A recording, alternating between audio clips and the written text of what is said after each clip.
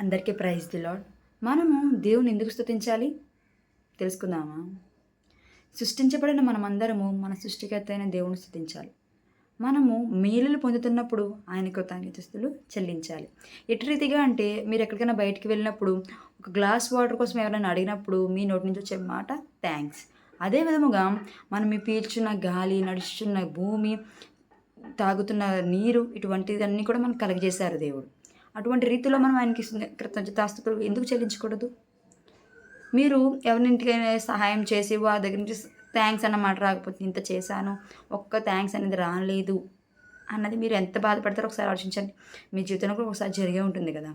అటువంటి రీతిలో ఉన్నప్పుడు మన దేవుడు మనం ఎన్ని రీతిగా చేసినప్పుడు మనం ఎందుకు స్తుతి అర్పించకూడదు? ఒక గంట అయినా, లేదా అరగంట అయినా ఆయనకి స్తుతి ఎందుకు చెప్పకూడదు? నీ గుండె అలా కొట్టుకుంటుందంటే అది ఎవరు చేశారు? నీవు తల్లి గర్భంలో అలా ఉండుట అది ఎంత అద్భుతమైనది. అది ఎవరు చేశారు?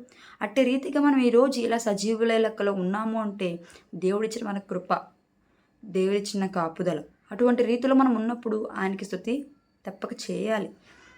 మనం ఆయన స్తుతించుట మనకెంతో మేలు.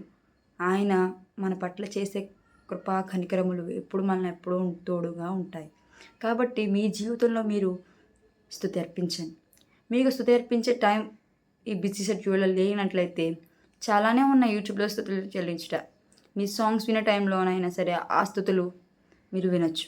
అవి విని అలాగైనా సరే మీరు అనుకున్న దేవుని ఇచ్చిన స్తుతే మీరు వినడం ద్వారా కూడా మేలు పొందుతారు. కాబట్టి ఇట్టి పరిస్థితులను కూడా స్తుతి చెల్లించుట మానవద్దు. Praise the lord.